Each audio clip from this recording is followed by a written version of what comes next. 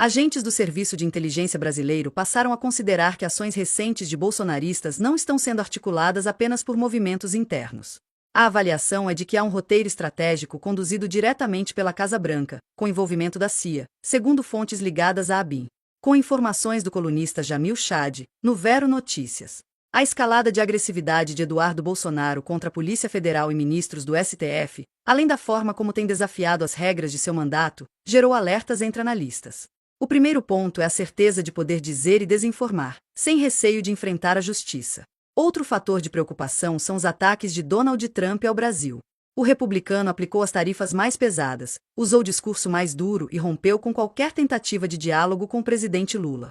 Para um dos agentes da ABIN no exterior, trata-se de um típico roteiro elaborado pela CIA, alimentando atores nacionais para justificar um interesse estratégico estrangeiro. O paralelo traçado remete a 2022, quando o então chefe da CIA, indicado por Joe Biden, veio ao Brasil para alertar os militares de que um golpe de Estado não teria apoio dos Estados Unidos. Agora, com a volta de Trump ao poder, o cenário seria o oposto.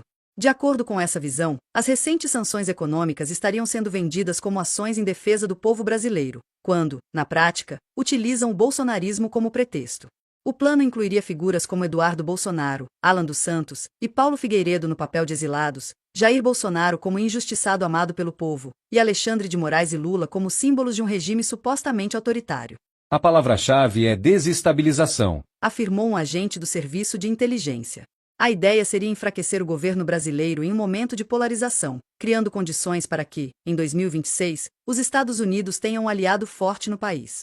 Em agosto de 2024, antes da eleição americana, o Itamaraty já havia enviado uma delegação para mapear figuras-chave ligadas a Trump e propor canais de diálogo, mas as sugestões não saíram das gavetas do governo. A ABIN também sugeriu traçar um perfil psicológico de Trump para identificar pontos exploráveis em futuras negociações. Internamente, há receio de que os ataques recentes sejam apenas o começo de um período prolongado de instabilidade, alimentado por desinformação, danos econômicos e ações orquestradas de fora. Falta apenas um Juan Guaidó brasileiro para se consolidar a existência de uma tentativa de golpe, afirmou um diplomata experiente, numa referência ao opositor venezuelano. Em entrevista ao DCM em 2021, John Kiriakou, um ex-agente da CIA, disse que a agência monitora Eduardo Bolsonaro e muito provavelmente o resto do clã também. Do you think Eduardo Bolsonaro should be afraid of the CIA? I don't think he should be afraid because I think the CIA loves him. They love strong men and fascist, right-wing politicians. But I would also assume, if I were Jair Bolsonaro, that all of his communications are being monitored, all of them. And, you might ask why. You would ask why Angela Merkel. It seems like a contradiction. It seems like a contradiction. Bolsonaro. Yeah. But, the information collected isn't just to sit in CIA files. It's to share with American companies, to give them a leg up on trade, on banking, on finance. You can use this close hold information in any number of ways. And usually at the end of the day, the reason is a financial one. Na live do meio-dia de hoje, no DCM, o jornalista especializado em geopolítica Reinaldo Aragon fez sua análise sobre a possibilidade do envolvimento da CIA no Brasil. A CIA, como a gente sabe, é um órgão do Estado. E por isso, quando muda o poder, muda também a direção, a coordenação. Dito isso, eu acho importante a gente falar o seguinte. Quando a gente fala em relações internacionais, jornalismo em relações internacionais é muito difícil, porque muita coisa fica dentro do campo diplomático ali nas salas e você não tem acesso de fato. Isso diz muito, por exemplo, o que estava acontecendo. Vamos voltar um ano atrás, quando a gente estava querendo saber o que tinha acontecido de fato para o Brasil vetar, por exemplo, a Venezuela no BRICS. O que isso tem a ver com o momento de hoje? Vamos lá. Mudou o governo, mudou a direção da CIA, mudou de relações internacionais. Existia um diálogo antes entre o governo brasileiro, diplomático, e entre o governo Biden. Não existia interesse do Biden que o Trump entrasse novamente no poder. E existia um interesse brasileiro em continuar um certo desenvolvimento e não fazer ataques diretos à soberania dos Estados Unidos. E isso mudou quando o Trump foi eleito. Tem um texto meu de novembro, no DCM, se eu não me engano, que eu falo sobre isso, que isso aconteceria. O que acontece? A partir desse momento, nós sabíamos que não teria muito diálogo entre a diplomacia, isso já era esperado, entre a diplomacia do Trump, do Rubio, com a diplomacia brasileira do Lula. Por quê? Porque eles estão em campos diferentes. Em 2021, o Bannon colocou o Lula como principal empecilho no mundo para o crescimento do conservadorismo. Isso mostra o tamanho do Lula. Isso está em reportagens em vários lugares por aí. O que acontece? Isso diz muito sobre o que vinha acontecendo nas relações internacionais e o que passou a acontecer. Foi o que eu volto a falar o que eu falei. O Trump não fez ataques diretos ao Lula. Foram as instituições brasileiras. Houve um silêncio, um hiato muito grande, desde a eleição do Trump até esse momento em que foi a semana, tem 3 semanas, onde aconteceu uma série de eventos que levaram a essa ruptura. A cúpula do BRICS, a regulação, a mudança no artigo 19 do Código da Internet, Civil da Internet, que culpabilizou as plataformas, e, ao meu ver, que eu venho defendendo isso, a autorização dos estudos para a ferrovia bioceânica. Isso muda, na prática, as estruturas de poder. Isso colocou o Brasil em roda de colisão direto com os Estados Unidos. E quando a gente fala de CIA, eu vi vários comentários aí excelentes. Que novidade a CIA está no Brasil. Claro, a CIA sempre esteve aqui, mas quando a gente fala de CIA, a gente está falando dos interesses dos establishment, dos interesses do império, dos interesses do Estado. Então, assim, esses interesses convergem entre republicanos e democratas. A gente está falando de dinheiro e de poder de fato, poder real. Tanto em relação às questões dos Big Techs, quanto em relação à questão do BRICS. Só que o governo Trump tem mais um porém nisso aí. Ele é um governo que se opõe a qualquer tipo de democracia liberal, coisa que o Biden tentava, os democratas tentam manter essa máscara de democracia liberal. Então, nesse processo, eles vieram para cima do Brasil, em especial das instituições brasileiras. Tá? E, claro, obviamente que a ABIN e a inteligência brasileira sabe disso porque nós sabemos. Então, nós tá na internet, estão em relatório, estão em matérias de jornais de grande circulação, de jornais sérios, de mídias sérias. Então, isso não é novidade para ninguém. O que a gente está vendo agora é a intensificação desse processo. E, nesse momento, o que a gente está vendo, voltando ao Eduardo Bolsonaro, o que você falou e o que eu venho falando também há bastante tempo não haverá recuo, porque não interessa para os Estados Unidos que tenha recuo. Primeiro, o Bolsonaro não pode entregar o que o Trump quer. Só quem poderia entregar o que o Trump quer é o Lula.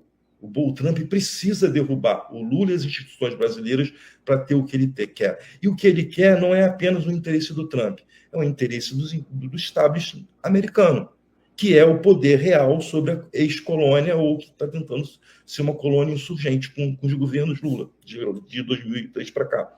Então, não haverá recuo. O Eduardo Bolsonaro, ele sabe que o pai está para ser preso, ele sabe que ele se colocou nos últimos meses como alvo, um dos alvos principais do STF, e isso não foi feito à toa, isso foi muito bem estruturado, tanto que ele saiu do Brasil. E eles sabem mais uma coisa, o bolsonarismo perdeu muito apoio da direita nacional. Não que essa direita esteja apoiando o governo Lula, não está, mas é uma direita que tem interesses econômicos que estão sendo afetados por essa palhaçada da família Bolsonaro. Como mudou a relação diplomática entre o Brasil e os Estados Unidos depois da posse do Trump, está mudando também as estruturas dentro da direita nacional. A extrema-direita e a direita liberal, elas estão começando a mostrar mais as rachaduras. O que está acontecendo hoje nos Estados Unidos também, inclusive. Tá? Então, o que eu entendo? Eu entendo que não vai haver recuo porque os bolsonaros não têm para onde ir. A única opção que eles têm é ir até o final. E a única opção que eles têm é inflamar as ruas e fazer com que tenha um confronto direto entre setores mais fundamentalistas com a democracia, com as instituições brasileiras. Tá? E a turma do Tarcísio é a turma que mais interessa não somente as elites, mas também talvez ao próprio governo Trump, porque ele não é tão histriônico como o Bolsonaro, só que ele é um cara que vai operar da forma que interessa aos Estados Unidos. Falar que a CIA está no Brasil, que novidade, não, a CIA sempre esteve, e a CIA sempre esteve coordenando as políticas externas e internas dos interesses dos Estados Unidos aqui. Agora é o operador que é diferente. O operador, ele precisa da atenção. porque ele sabe que com o governo Lula ele não vai ter o que ele quer. Eles necessitam ou de um Tarcísio ou de um Bolsonaro. Então, essa matéria do Jamil Chad está perfeita. Não vai ter recuo, eles vão até o final. É um processo muito claro e conhecido e documentado de guerra híbrida, tá? Com vários elementos que compõem esse cenário de guerra híbrida. E a questão é a seguinte, o objetivo final deles é, perfeito como está na matéria, 2026, impossibilitar que o Lula seja eleito ou por um enfraquecimento absoluto do governo ou por um enfraquecimento das instituições onde hajam brechas para que eles assumam o poder. E para completar aqui, que eu acho que é o mais interessante nesse cenário todo, eles não precisam eleger um bolsonarista. Não tem a necessidade disso para presidente. Pode ser o Lula, não tem problema. O que eles precisam é eleger uma maioria absoluta no Senado e na Câmara. Lembra do Bolsonaro em Copacabana? Deem 50% do legislativo. E quem pode fazer isso? As big techs, esses interesses através do algoritmo. E quem é que eles querem eleger para poder tirar, por exemplo, o ministro do Supremo?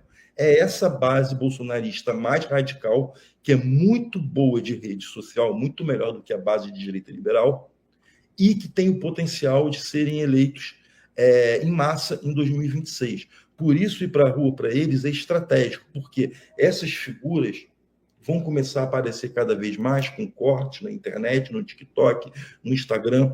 Tem um impulsionamento das big techs que a gente sabe que tem, por mais que gastem muito dinheiro com eles, e teve o denúncia da Sara Góes, que foi um divisor de águas nesse país, sobre o seminário do PL com as big techs, onde eles foram treinados para isso. Então, tudo se encaixa muito bem. Agora o governo Lula precisa de, vamos botar, Kassab é uma figura central nesse projeto, nessa estrutura, nessa arquitetura. O Kassab é o cara que tem o Tarcísio nas mãos, não vou falar que tem o Lula na mão, tá? Porque não é justo, mas tem boa parte do governo Lula nas mãos, e é o cara que pode ser o fiel da balança. Agora, diferente do que o Paulino falou, a narrativa bolsonarista está corretíssima. Eles estão no caminho certo por os interesses dele.